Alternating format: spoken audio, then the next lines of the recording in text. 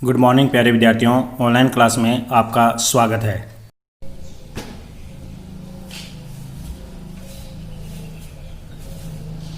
हम बात कर रहे थे जल परिवहन की, और जल परिवहन में हम चर्चा करेंगे आपके राष्ट्रीय जलमार्ग की कि भाई कौन कौन से राष्ट्रीय जलमार्ग हैं।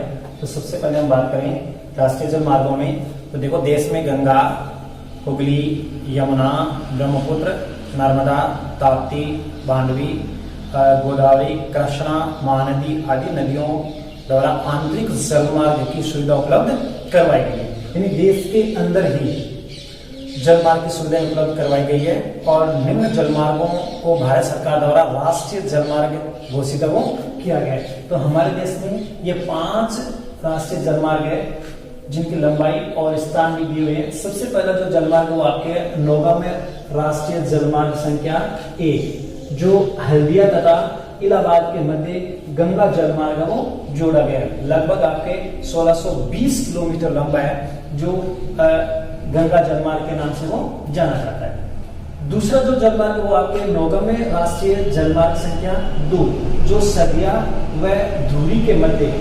891 किलोमीटर लंबा मार्ग, जो ब्रह्मपुत्र नदी जलमार्ग के नाम से वो जाना जाता है।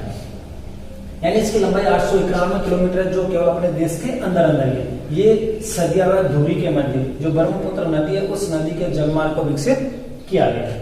तीसरा आपके नौगाम में राष्ट्रीय जलमार्ग संख्या 3, जो केरल के कोटापुरम से कोलम तक है। यानी केरल राज्य के कोटापुरम से कोलम तक है, और ये 205 किलोमीटर लंबा एक नहरी जलमार्ग विकसित वो किया गया है। चौथा आपके नौगाम में राष्ट्रीय जलमार्ग संख्या 4, जो काकीनाडा से भरकानन लगभग 1100 किलोमीटर लंबा जलमार्ग विकसित किया गया। पांचवा आपके नौगाम में राष्ट्रीय जलमार्ग संख्या 5, जो आपके मातई नदी, महानदी का डेल्टा चैनल, ब्राह्मणी नदी, पूर्वी तटीय नहर के साथ साथ ये लगभग आपके 588 किलोमीटर एक लंबा जलमार्ग विकसित किया गया है। तो ये 5 राष्ट्रीय जलमार्ग है जो विकसित किए गए हैं। तो आगे हम बात करते हैं प्रमुख समुद्री जो पतन है, अर्थात समुद्री जो बंदरगाह है, उन बंदरगाहों की बात करें तो निश्चित रूप से अगर आप बात करोगे तो बंदरगाहों पर समुद्री जहाजों के रुकने, ईंधन लेने और सामानों के उतार चढ़ाव का कार्य वो किया जाता है। जितने भी जो बड़े बड़े बंदरगाह हैं, इन बंदरगाहों पर जो जहाज है वो यहाँ पर आकर रुकते हैं, इसके साथ ईंधन लेते हैं, और जो सामान है उस सामान को उतारने और चढ़ाने का कार्य किया जाता है। इसके अलावा अगर हम बात करें तो हमारे देश की लगभग आपके 7516 किलोमीटर जो लंबी समुद्री तट रेखा है, उस तट रेखा पर 12 प्रमुख बंदरगाहों को विकसित किया गया है, और इसके साथ 187 छोटे मोटे पतन या बंदरगाह भी देखने को मिलते हैं। ये पतन जो है ये आपके लगभग देश का 95% विदेशी व्यापार को संचालित करते हैं। यानी प्रमुख जो 12 बंदरगाह है और 187 छोटे मोटे जो पतन है, ये देश के व्यापार का 95% है वो विदेशी व्यापार के द्वारा संचालित किया जाता है।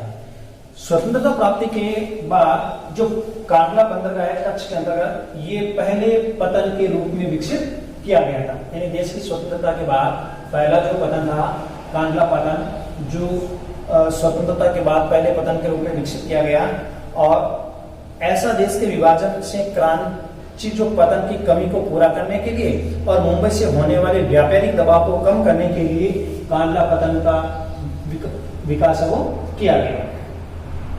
इसके यहाँ से अगर हम बात करें तो जम्मू कश्मीर, हिमाचल प्रदेश, पंजाब, हरियाणा, राजस्थान, गुजरात के औद्योगिक तथा कृषि उत्पादों का आयात और निर्यात कांडला पोर्ट से ही किया जाता है। दूसरा आपके मुंबई वृहद पतन। मुंबई वृहद पतन ये प्राकृतिक मूल्य विस्तृत और सुचारू पौधाश्रय है।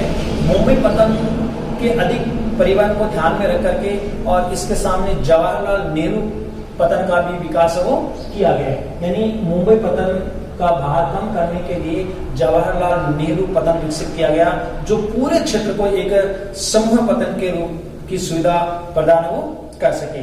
और यहाँ से देश के कुल निर्यात का लगभग 50% लोहा अयस्क निर्यात किया जाता है। यानी मुंबई जो वृत्त पतन है, यहाँ से देश के कुल निर्यात का लगभग 50% लोहा अयस्क तो केवल और केवल मुंबई पतन से ही निर्यात किया जाता है।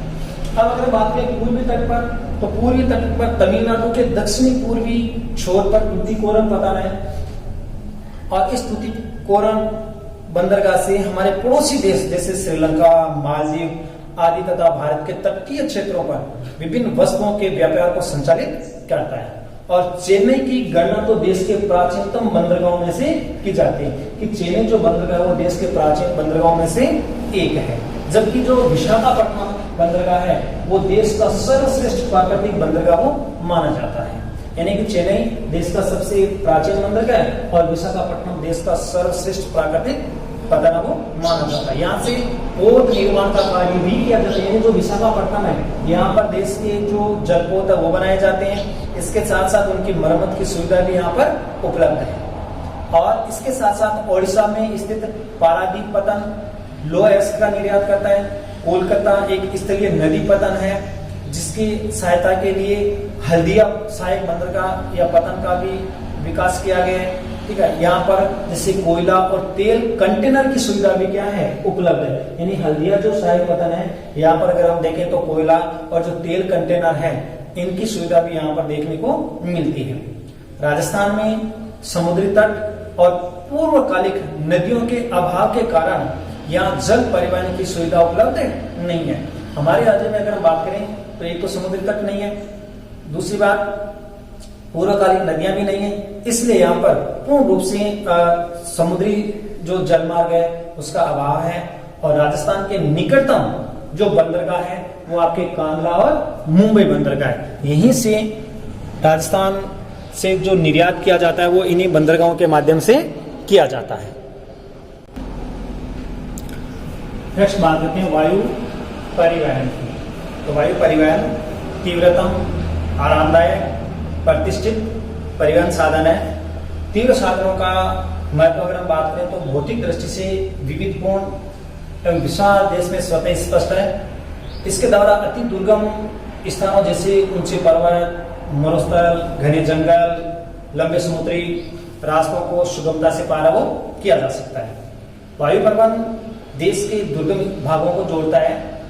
वायु परिवहन का प्रारंभ देश में अगर हम बात करें तो 1911 में वाजो और इलाहाबाद से नैनी के बीच विश्व की प्रथम डाक सेवा का परिवहन किया गया था। यानी 1911 में इलाहाबाद से नैनी के बीच विश्व की सर्वप्रथम डाक सेवा परिवहन का विकास किया गया। इसके साथ 1953 में वायु परिवहन का राष्ट्रीयकरण कर दिया गया, जिसमें इंडियन एयरलाइंस, एलायंस एयर यानी इंडियन एयरलाइंस की अनुषंगी है तथा कई निजी एयरलाइंस और घरेलू विमान सेवाएं भी उपलब्ध करवाती है। 1953 में वायु परिवहन का राष्ट्रीयकरण कर दिया गया। इसके साथ साथ यहाँ पर इंडियन एयरलाइंस और एलायंस एयर और कुछ निजी एयरलाइंस विमान सेवाएं भी अपनी सेवाएं उपलब्ध करवाती है। देश के अंतर्गत इंडियन एयरलाइंस है वो देश के आंतरिक भागों और जो सीमावर्ती छोटे छोटे पड़ोसी देश हैं उन देशों में ही केवल अपनी सेवाएं उपलब्ध करवाता है। इसके साथ साथ एलायंस एयर है, ये अंतर्राष्ट्रीय विमान पतन है जो दूर विदेशों की जो सेवाएं हैं वो करवाती है। इसके साथ अगर हम बात करें तो हमारे देश में दो प्रकार के विमान प्राधिकरण हैं, एक अंतर्राष्ट्रीय विमान प्राधिकरण और दूसरा राष्ट्रीय विमान पतन प्राधिकरण। अंतर्राष्ट्रीय विमान पतन प्राधिकरण देश के 4 बड़े हवाई अड्डों को जोड़ता है, जैसे आपके मुंबई, कोलकाता, दिल्ली और चेन्नई। यहाँ से अंतर्राष्ट्रीय वायु सेवाएं प्रदान की जाती है। इसके साथ साथ जबकि राष्ट्रीय विमान पतन प्राधिकरण ये देसी हवाई अड्डों को जोड़ता है और अक्सर हवाई अड्डों पर असैनिक उड़ान पट्टियों का भी प्रबंध करती है। देश के अंतर्गत अगर हम बात करें तो विभिन्न विमान पतनों को उनके कार्य, विशेषता, महत्व और उनके द्वारा दी जाने वाली सुविधाओं के आधार पर 4 श्रेणियों के अंतर्गत रखा गया है। यानी हमारे देश के अंतर्गत जो विमानपत्तन है उनकी कार्य विशेषताओं को ध्यान में रख करके, उनके महत्व को ध्यान में रख करके और उनके द्वारा दी जाने वाली जो सुविधाएं हैं उनके आधार पर 4 भागों में इनका विभाजन किया गया है। तो सबसे पहले अगर हम बात करें तो अंतर्राष्ट्रीय विमानपत्तन कि अंतर्राष्ट्रीय विमानपत्तन कौन कौन से है और वहां से विदेशों में जो यात्राएं सुलभ की जाती है। यह पहला आपके जवाहरलाल नेहरू विमानपत्तन जो सांताक्रुज हवाई अड्डा मुंबई में, यानी जवाहरलाल नेहरू विमानपत्तन सांताक्रुज हवाई अड्डा मुंबई में। दूसरा सुभाष चंद्र बोस विमानपत्तन दमदम हवाई अड्डा कोलकाता में। तीसरा के इंदिरा गांधी अंतर्राष्ट्रीय विमानपत्तन नई दिल्ली में। और मीनामकम चेन्नई तला तिरुवनंतपुरम, ये 4 अंतर्राष्ट्रीय हवाई अड्डे हैं जहां से विदेशों में सेवाएं उपलब्ध करवाई जाती है। इसके अतिरिक्त भी कई ऐसे जैसे बेंगलोर, हैदराबाद, अहमदाबाद, कोची, तिरुवनंतपुरम, केलिकट, कोयम्बटूर, नागपुर, पुणे, जयपुर, लखनऊ, श्रीनगर, गोवा, अमृतसर, गुवाहाटी, नेदुमसरी में अंतर्राष्ट्रीय विमानपत्तन भी है जहां से अंतर्राष्ट्रीय उड़ानें वो भरी जाती है। ये पहले प्रकार की अंतर्राष्ट्रीय विमानपत्तन है जहां से विदेशों में यात्राएं सुलभ की जाती है। दूसरा आपके प्रधान श्रेणी के विमानपत्तन, ये छोटे बड़े सभी प्रकार के वायुयानों को उतारने और उड़ाने की सुविधाएं भी उपलब्ध करवाती है, जिनमें अगरतला, अहमदाबाद, राजासीसी यानी अमृतसर, आमोसी लखनऊ, पटना बेगमपेट हैदराबाद, सेंट थॉमस चेन्नई, सफदरगंज दिल्ली, गुवाहाटी, जयपुर, नागपुर, तिरुचिरापल्ली, बड़ापानी, शिलांग आदि ये कुछ प्रधान श्रेणी के विमानपत्तन है जहां पर विमानों को उतारने और उड़ाने का कार्य वो किया जाता है। इसके अतिरिक्त अगर हम बात करें तो देश के अंतर्गत 38 मध्यम श्रेणी के और 28 छोटी श्रेणी के विमानपत्तन और सहकारी सहायता प्राप्त उड़ान क्लब भी है जहां चालकों को प्रशिक्षण भी दिया जाता है। राजस्थान की हम बात करें तो जयपुर सांगानेर स्थित विमानपत्तन प्रधान श्रेणी का हवाई अड्डा आता है। यानी हमारे राज्य में भी जयपुर के अंतर्गत सांगानेर हवाई अड्डा है जो प्रथम प्रधान श्रेणी का अंतर्राष्ट्रीय हवाई अड्डा। यहाँ पर 2 टर्मिनल है जहां से देश में कुछ विदेशी विमान सेवाओं का संचालन भी सरकारी एवं निजी विमान कंपनियों के द्वारा किया जाता है। यहाँ से देश के सभी प्रमुख शहरों में विमान सेवाएं भी उपलब्ध करवाई जाती है। इसके अतिरिक्त रातानाडा, जोधपुर, डबोक, उदयपुर के मध्य भी मध्यम श्रेणी के विमानपत्तन जहां से देश के कुछ प्रमुख शहरों में विमान सेवाएं उपलब्ध करवाई जाती है। कोटा में छोटी श्रेणी के विमानपत्तन है। अजमेर में भी किशनगढ़ के पास विमानपत्तन का निर्माण कार्य किया जा रहा है जहां से शीघ्र ही वायु परिवहन की सेवाएं उपलब्ध करवाई जाएगी। तो ये सभी वायु परिवहन सेवाएं उपलब्ध करवाने वाले विमानपत्तन है जहां से छोटी बड़ी विमान सेवाएं उपलब्ध करवाई जाती है। केवल अंतर्राष्ट्रीय विमान प्राधिकरण ही विदेशों में अपनी यात्राएं सुलभ कराते हैं। इसके अलावा कई ऐसे भी छोटे बड़े निजी विमान सेवाएं हैं जो अपनी सेवाएं उपलब्ध करवाते हैं। ये केवल देश के आंतरिक भागों में ही अपनी सेवाएं उपलब्ध करवाते हैं। नेक्स्ट बात करते हैं संचार सेवाओं की। संचार सेवाएं,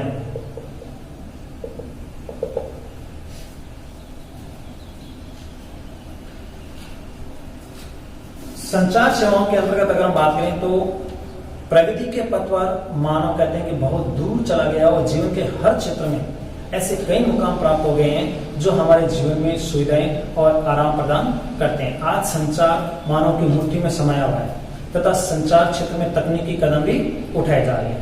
अनेक नए स्रोत, नए साधन, नई सुविधाएं भी उन्होंने प्राप्त कर ली है जो हमें आधुनिकता के दौर में काफी ऊपर लाकर खड़ा कर। संदेश प्राप्त या संदेश भेजने वाले गतिविधि रहते हुए भी लंबी दूरी तक संचार बहुत आसान हो गए।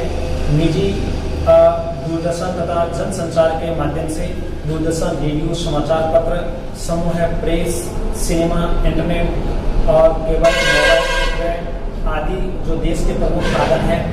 भारतीय डाक संचार तंत्र विश्व का बृहत्तम है, जहां पार्सल, निजी पत्र व्यवहार, स्पीड पोस्ट आदि को संचालित भी किया जाता है। इसके साथ साथ जैसे कार्ड है, वह जो लिफाफा बंद चिट्ठी पर्वत पहली श्रेणी की डाक समझी जाती है।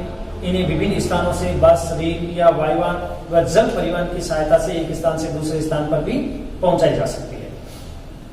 आधुनिक जनसंचार के साधनों में अगर हम बात करें तो टेलीफोन, इंटरनेट और मोबाइल, ये सेवाएं आधुनिक संचार के उपयुक्त साधनों माने जाते हैं। तो सबसे पहले अगर हम बात करें इंटरनेट की,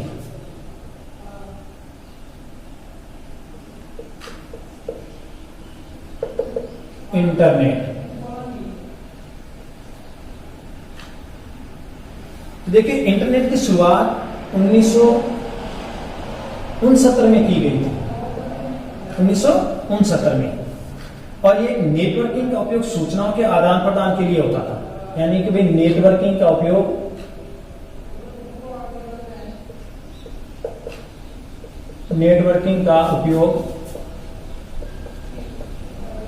सूचना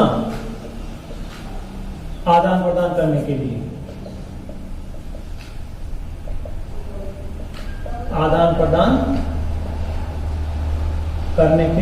लिए, इंटरनेट का उपयोग किया जाता था। इसके साथ जैसे इंटरनेट के द्वारा ईमेल की सहायता से कोई भी संदेश या इत्यादि है वो कुछ सेकंड में विश्व के किसी भी कोने में वो पहुंचाया जा सकता है। इसके साथ साथ जहां ईमेल के द्वारा कई संदेश हजारों व्यक्तियों को एक साथ भेजा जा सकता है, और ये वीडियो कॉन्फ्रेंस भी इंटरनेट के माध्यम से की जा सकती है, जो कम खर्चीली है तथा समय की क्या करती है, बचत करती है।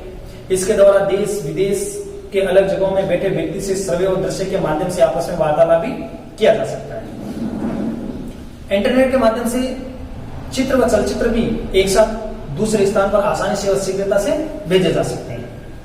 विश्व की किसी भी कोने में घटित प्रमुख घटना की जानकारी एक स्थान से दूसरे स्थान के व्यक्तियों को शीघ्र पहुंचाई जा सकती है। इंटरनेट सेवाएं टेलीफोन लाइनों के माध्यम से ब्रॉडबैंड सेवाओं तक, मोबाइल सेवाएं जिसमें आपके 2G,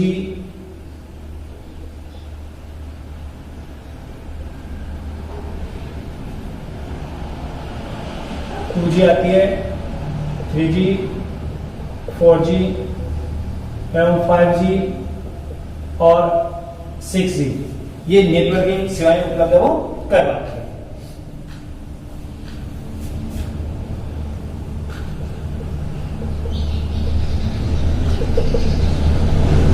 संचार का एक सबसे महत्वपूर्ण साधन है टेलीफोन। इसका आविष्कार ग्राहम बेल ने किया था।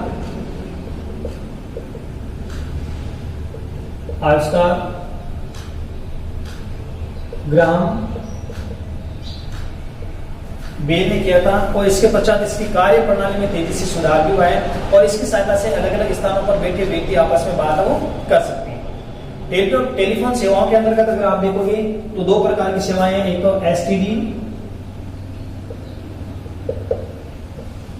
एसटीडी और दूसरी है आईएसडी।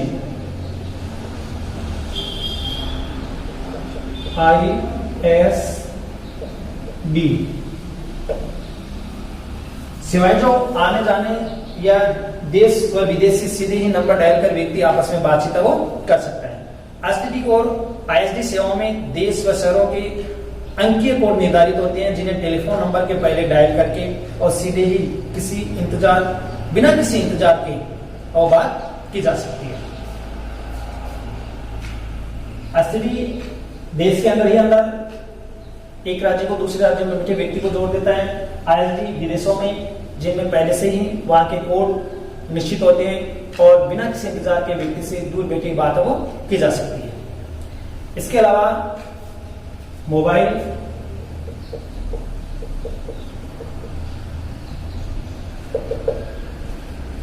टेलीफोन संचार सेवाओं के क्षेत्र में मोबाइल फोन सेवाओं का आविष्कार में एक महत्वपूर्ण क्रांति आ गई। यानी इंटरनेट और टेलीफोन जो संचार सेवाएं थी उनमें मोबाइल के आविष्कार से संचार सेवा में एक महत्वपूर्ण क्रांति, और मोबाइल सेवा से किसी भी व्यक्ति जो मोबाइल फोन सेवा का उपयोग कर रहा है, सीधी ही बात की जा सकती है। मोबाइल सेवाओं के द्वारा तीव्र गति से इंटरनेट सेवाएं 3G 4G भी उपलब्ध रहती है, जिनके द्वारा वीडियो कॉलिंग की सुविधाएं प्रदान की जा सकती है। विभिन्न मोबाइल एप्लीकेशन ने संचार सेवाओं को और आसान और तीव्र बना दिया है। वह दिन प्रतिदिन इन सेवाओं में एक नई तकनीकी का भी आविष्कार हो रहा। तो कहने का तात्पर्य संचार सेवाओं में इंटरनेट, टेलीफोन और मोबाइल, इनसे संचार सेवाओं में और अधिक क्रांति वो ला दिए और संचार सेवाओं का अधिक से अधिक विस्तार भी किया गया।